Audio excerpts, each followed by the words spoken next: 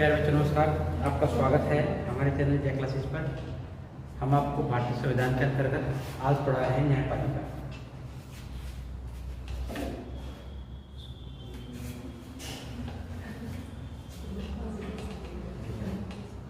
न्यायपालिका भारत की न्याय व्यवस्था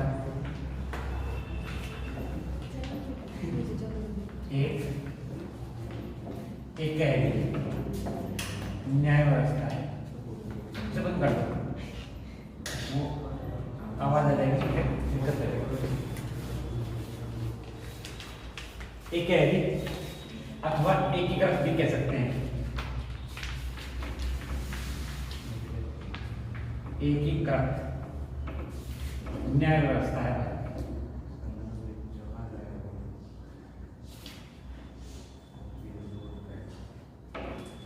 इसके अंतर्गत सर्वोच्च स्थान पर उच्चतम न्यायालय है।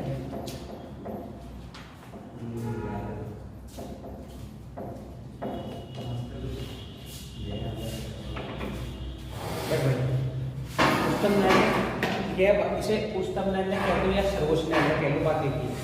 ठीक है, यह भारत की सर्वोच्च न्याय संस्था है। ये तो पता उसको कहाँ है, दिल्ली में स्थित है।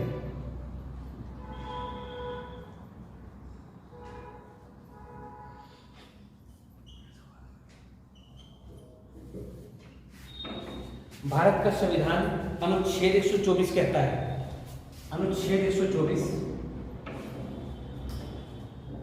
कहता है उच्चतम न्यायालय को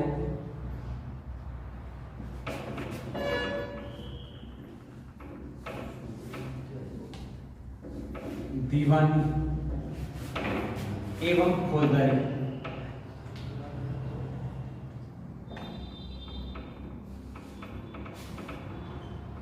फौजदारी मामलों को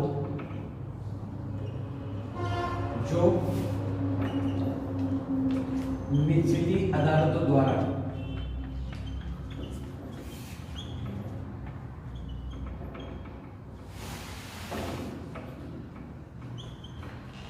विचारपूर्ण हो पर पुनः विचार का अधिकार है। माने उच्चतम न्यायालय को उससे निचली सभी अदालतों के तहत दिए गए निर्णयों पर विचार का अधिकार है। अनुच्छेद 124 ठीक है। ये कहता है कि इसकी गठन, स्थापना और शक्ति सारी की सारी अनुच्छेद 124 में आएगी।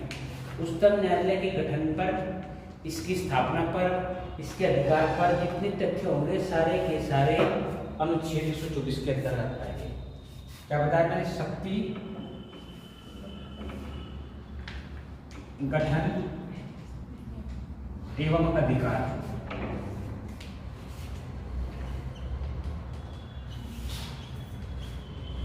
वर्तमान उच्चतम न्यायालय में वर्तमान समय में 30+1 का कॉम्बिनेशन है। माने एक मुख्य न्यायाधीश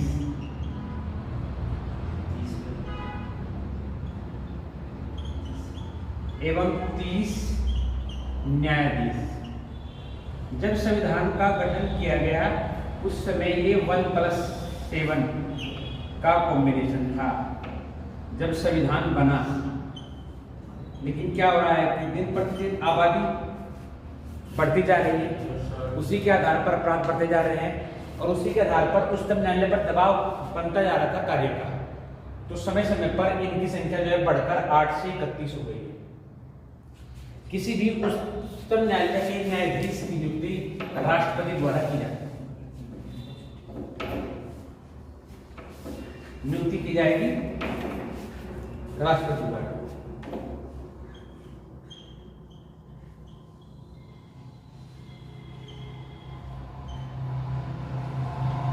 लेकिन नियुक्ति कहीं किसकी जाएगी? योग्यता को निर्धारण।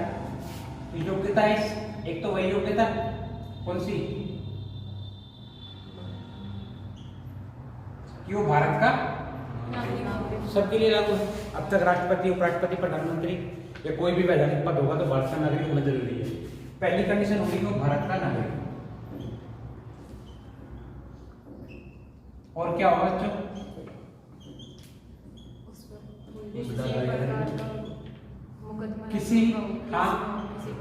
किसी भी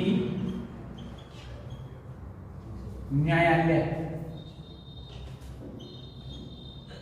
में 10 वर्ष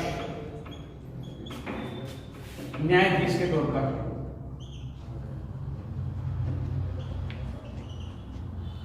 के रूप में अथवा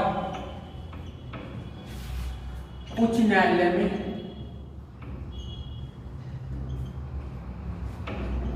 10 वर्ष अधिवक्ता रहा हो अथवा राष्ट्रपति की दृष्टि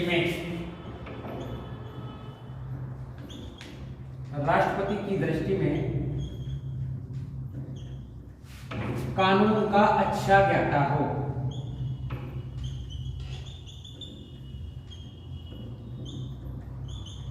इन सभी आधार पर भी व्यक्ति की नियुक्ति होगी उस न्यायालय के न्यायाधीश के तौर पर, उच्चतम न्यायालय के न्यायाधीश के तौर पर।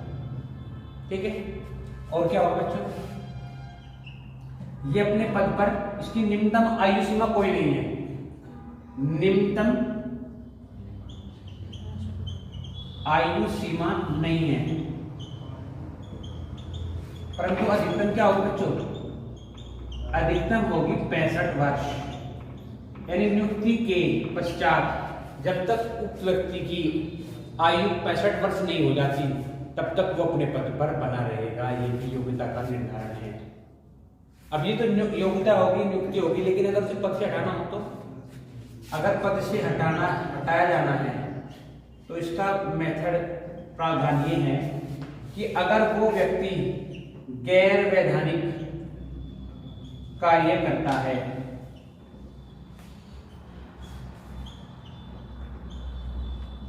अपने पद का अनुचित प्रयोग करता है,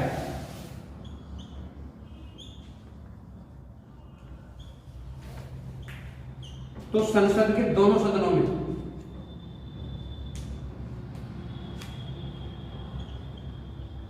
प्रावधान द्वारा बहुमत के आधार पर राष्ट्रपति द्वारा हटाया जाएगा। ये समझो जानो, संसद के दोनों सदनों में किसी भी सदन में ये प्रावधान लाया जा सकता है हटाने का, लेकिन ये संशोधित करके राष्ट्रपति को भेजी जाएगी और फिर उक्त व्यक्ति का अपराध अगर सिद्ध हो जाता है तो फिर राष्ट्रपति उस व्यक्ति को उसके पद से हटा सकता है। ठीक है।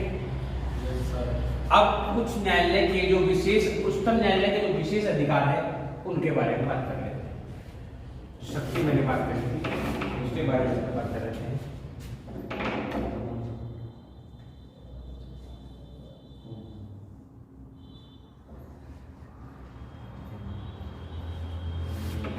बच्चों, विशेष अधिकार में पहला अधिकार कैसे कहते हैं? प्राथमिक अधिकार। प्रथम क्या जाएगा? प्रारंभिक अधिकार। प्रारंभिक अधिकार कहते हैं उच्चतम न्यायालय के पास अगर राज्य अथवा संघ के बीच में विवाद है अथवा किन्हीं दो राज्यों के बीच में विवाद है अथवा दो या दो से अधिक राज्य एवं संघ के बीच में विवाद है, तो इन तीनों परिस्थिति में सुनवाई का अधिकार उच्चतम न्यायालय के पास है। इसे आप समझ कर सकते। मैंने इसमें 3 चीजें बताई आपको। या तो दो राज्यों के मध्य विवाद, बीच मोस्टली होगा सीमा का विवाद, या जल का विवाद, या टैक्स निर्धारण।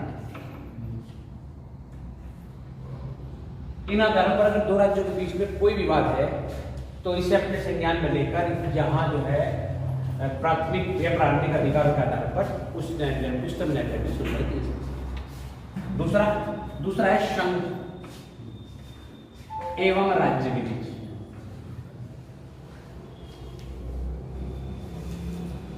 विषय सारे के सारे ऊपर वाले, लेकिन अगर संघ और राज्य के बीच विवाद है तो इस पर भी प्रारंभिक अधिकार के तहत उच्चतम न्यायालय में सुनवाई की जा सकती है।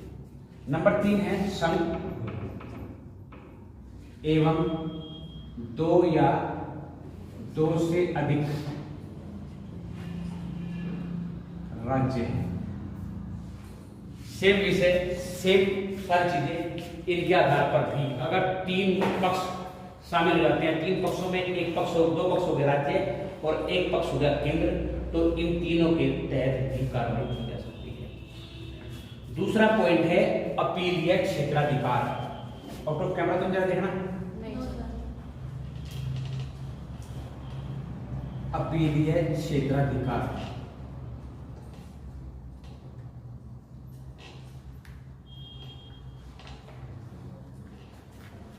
इसके तहत 3 प्रकार के न्यायालय होंगे। एक होगा दीवानी, एक होगा फौजदारी और एक संवैधानिक दृष्टि से। 3 प्रकार से व्यक्ति अपील के आधार पर उच्चतम न्यायालय में अपील कर सकता है। एक हो जाएगा संवैधानिक, हाँ ठीक है, एक संवैधानिक आधार पर। नंबर 2 हो जाएगा फौजदारी आधार पर।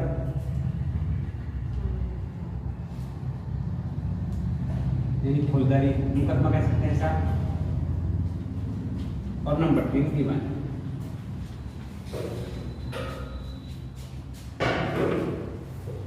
अगर किसी दृष्टि में व्यक्ति के उस संवैधानिक अधिकारों का हनन होता है, व्यक्ति को लगता है कि किसी न्यायालय में उसके संवैधानिक अधिकारों का हनन हुआ है, अथवा किसी व्यक्ति का किसी प्रकार से संवैधानिक हनन होता है, तो वो उच्चतम न्यायालय के पास अपील कर सकता है और इसे PIL बोलते हैं। PIL में अपना न्यायिक मुकदमा दर्ज कराकर अपना केस सुलझा सकता है। नंबर 2 फौजदारी और नंबर 3 जो है आपका दीवानी। इन 2 अलग अलग आधार को भी आधार बनाकर व्यक्ति जो है अपना मुकदमा उच्चतम न्यायालय में चला सकता है। ठीक है। नंबर 3 तीसरा जो विशेष अधिकार है इसे बोलते हैं परामर्शदात्री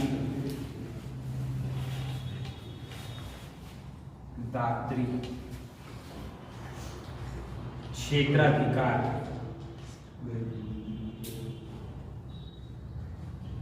इसमें क्या होता है बच्चों, ये मैं पढ़ा चुका हूं आपको। मैंने आपसे कहा था कि राष्ट्रपति अगर किसी न्यायिक मामले में स्वयं निर्णय करने में सफल नहीं हो पा रहा या राष्ट्रपति को किसी मामले में सलाह की आवश्यकता है, तो राष्ट्रपति उक्त न्यायिक मामले पर परामर्श के लिए वो मामला अनुच्छेद 143 के तहत, अनुच्छेद 143 के तहत वो मामला उच्चतम न्यायालय के पास भेजेगा विचार के लिए, और उच्चतम न्यायालय उस मामले पर विचार करके राष्ट्रपति को अपनी सलाह देगा। लेकिन अनुच्छेद 143 के तहत राष्ट्रपति बाध्य नहीं है कि वो उक्त मामले पर उच्चतम न्यायालय की राय माने या ना, ये उसकी मर्जी। वो बाध्य नहीं है कि जो निर्णय जो सलाह आपको उच्चतम न्यायालय ने दी है वो उसे माने। ठीक है। नंबर 4 है परामर्श संबंधित अधिकार।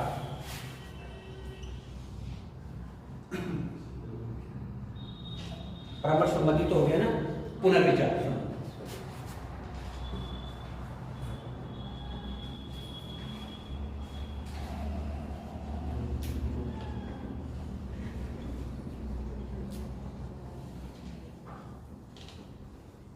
ये देखो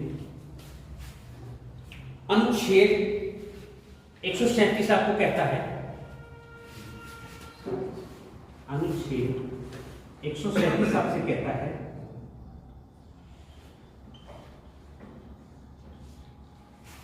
कि उच्चतम न्यायालय को अधिकार है कि अपने द्वारा दिए गए किसी निर्णय अथवा उच्च न्यायालय के द्वारा दिए गए निर्णय अथवा किसी स्थानीय अदालत द्वारा दिए गए निर्णय या निचली अदालत द्वारा दिए गए निर्णय पर पुनः विचार करने का अधिकार जो है वो अनुच्छेद 137 के तहत आता है।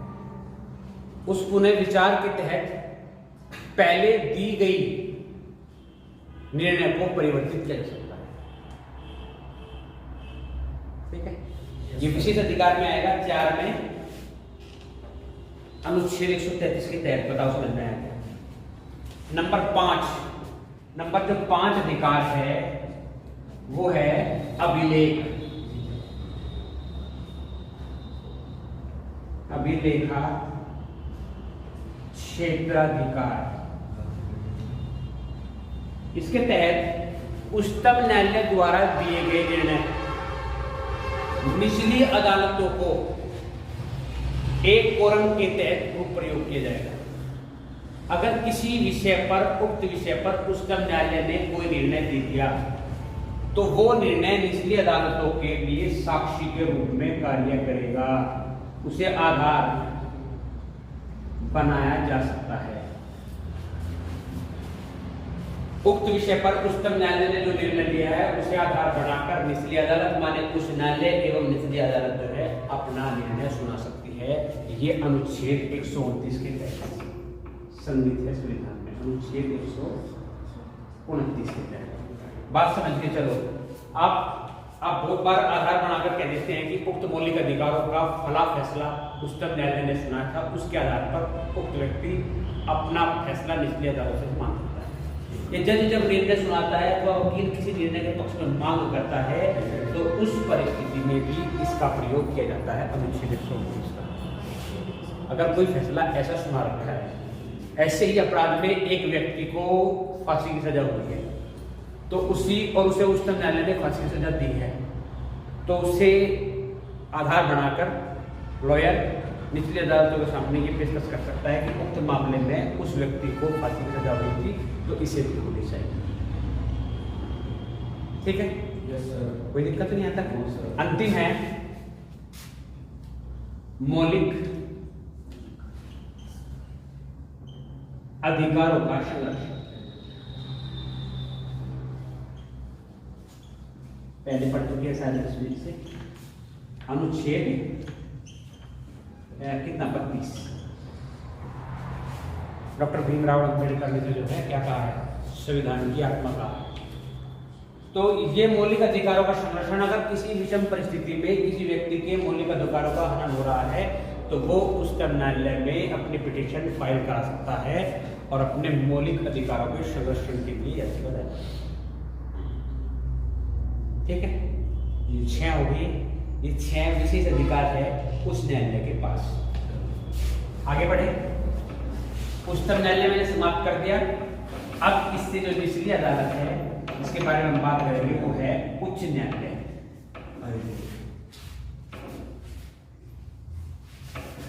आकर तो कोई दिक्कत नहीं है ना, ठीक है। इसके बाद हम बात कर रहे हैं उच्च न्यायालय। हमारा उच्च न्यायालय कहाँ है भाई? उत्तर प्रदेश का उच्च न्यायालय कहाँ है? इलाहाबाद में। अगर नहीं पता तो समझ लो। अनुच्छेद 214 कहता है, अनुच्छेद 214 के द्वारा प्रत्येक राज्य का एक उच्च न्यायालय होगा। ये अनुच्छेद 214 कहता है। और वर्तमान में भारत में कितने उच्च न्यायालय हैं? वर्तमान समय में 24। अनुच्छेद 214 कहता है कि प्रत्येक राज्य एवं केंद्र शासित प्रदेश, यानी कि जो 28 और 8 का कॉम्बिनेशन हमारे पास है, वो ये कहता है कि प्रत्येक राज्य और प्रत्येक केंद्र शासित प्रदेश के पास अपना एक उच्च न्यायालय होगा। लेकिन अभी हमारे पास कितने हैं? 24। तो अनुच्छेद 231 ये कहता है, फिर उसके बाद अनुच्छेद 231 आया, वो ये कहता है कि 2 या 2 से अधिक राज्यों एवं केंद्र शासित प्रदेशों का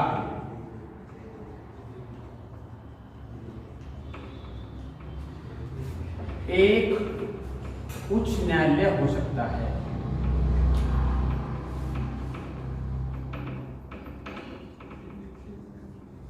दिल्ली ही एकमात्र ऐसा टेरिटरी एरिया है, दिल्ली ही एकमात्र ऐसा केंद्र शासित प्रदेश है जिसका अपना उच्च न्यायालय है।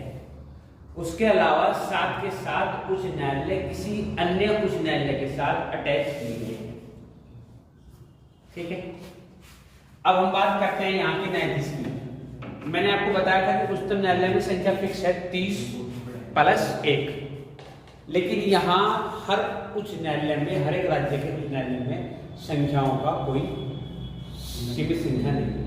अलग अलग राज्य की जनसंख्या अलग अलग है, क्षेत्राधिकार अलग अलग है, इसलिए हर राज्य के उच्च न्यायालय में संख्या गड़बड़ ऊपर नीचे। परंतु नियुक्ति करेगा कौन?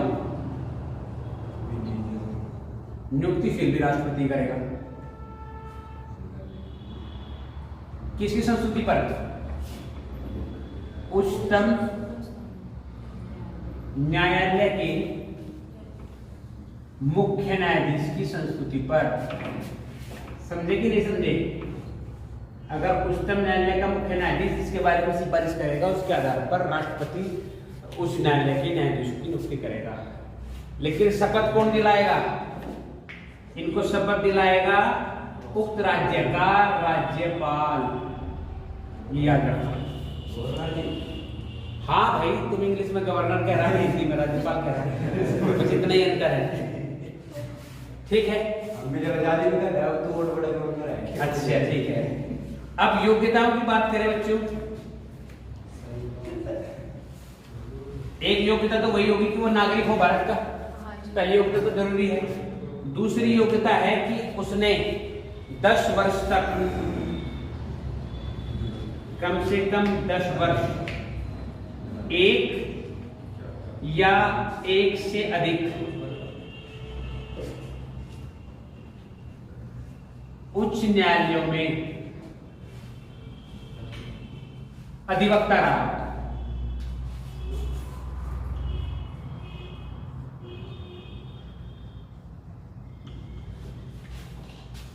समझ रहे?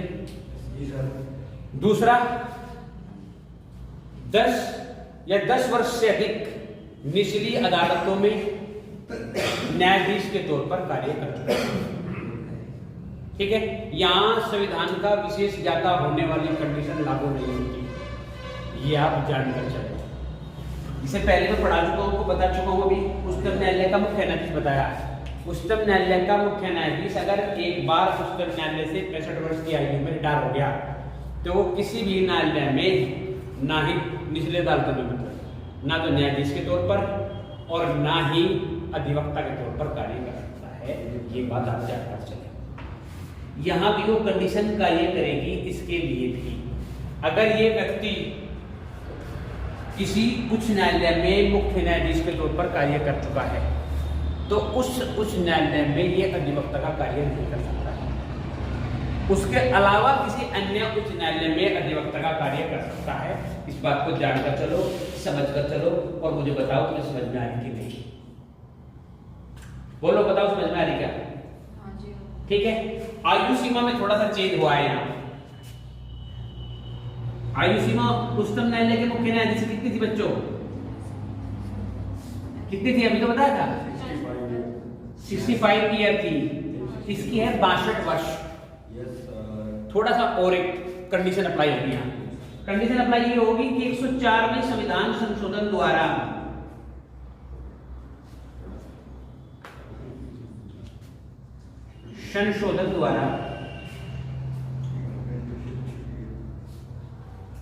आयु 65 वर्ष होगी। ये समझो आप।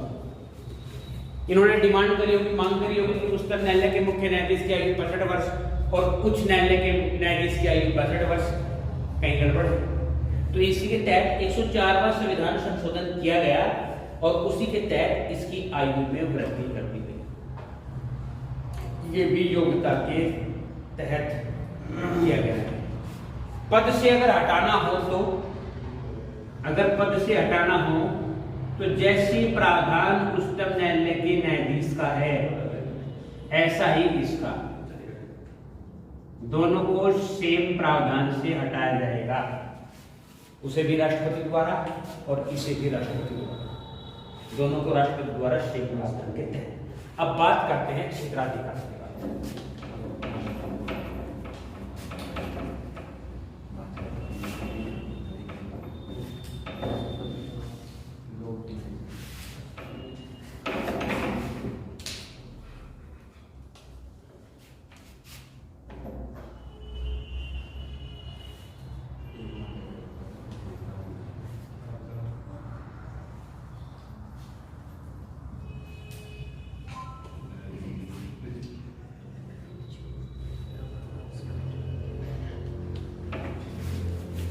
प्रारंभिक अथवा प्राथमिक क्षेत्राधिकार, इसके तहत उच्च न्यायालय को अधिकार है कि वह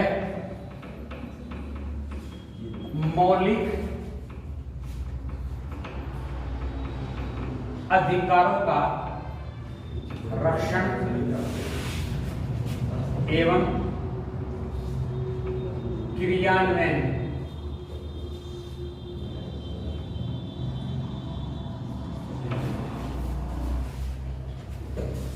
प्रारंभिक क्षेत्राधिकार के तहत इनको अधिकार है कि वो किसी भी परिस्थिति में मौलिक अधिकारों को लागू कराएगा। उसके साथ साथ इच्छा पत्र,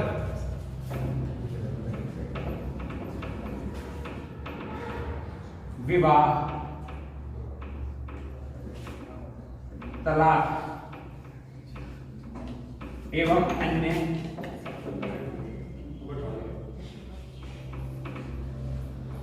संवैधानिक विषय पर विचार का अधिकार है।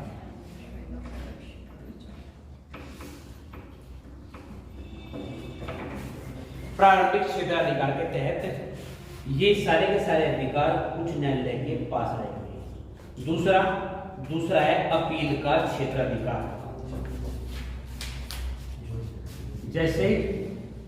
जैसे अधिकार जो थे उच्चतम न्यायालय के पास थे, ऐसे ही यहाँ अपील के क्षेत्राधिकार भी उच्च न्यायालय के पास है।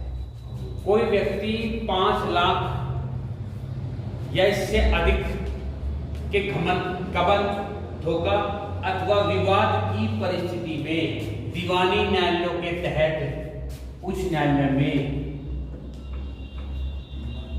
अपना विवाद दायर करा सकता है। मिनिमम 5 लाख प्लस का विषय होना चाहिए। अगर 5 लाख से कम है तो उक्त विषय किसी भी परिस्थिति में उस न्यायालय में नहीं डाला जाएगा। दूसरा है सत्र न्यायालयों के फौजदारी का अधिकार। अगर सत्र न्यायालय का फौजदारी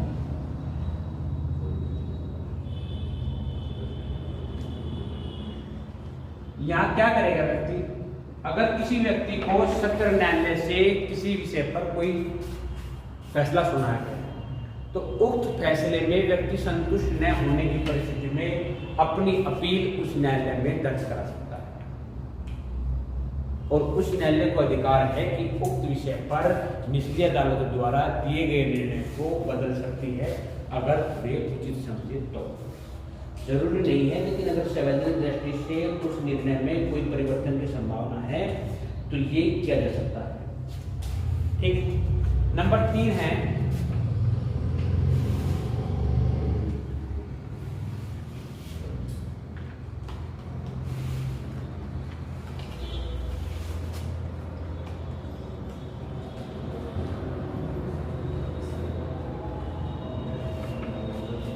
निचली अदालतों में विचाराधीन किसी मुकदमे को उच्च न्यायालय हस्तांतरित कराकर अपनी अदालत में ले सकता है, चाहे उस विषय पर निर्णय आया हो अथवा नहीं। अगर उच्च न्यायालय किसी निचली अदालतों में चल रहे मुकदमे पर यह समझे कि ये मेरे अंदर या अधिकार क्षेत्र का विषय है, ये एक सार्वजनिक विषय है, ये एक ऐसा विषय है जो सामूहिक दृष्टि से भारत की न्याय प्रासंगिकता को प्रभावित करता है तो उस विषय को उच्च न्यायालय अपने अधिकार में ले सकता है। ठीक है। नंबर 4 है प्रशासकीय अधिकार। ये बहुत बढ़िया है।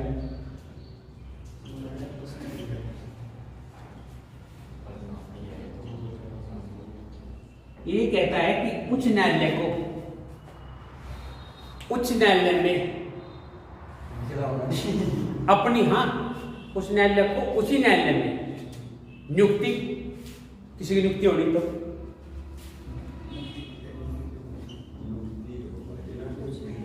उन्नति, अवनति,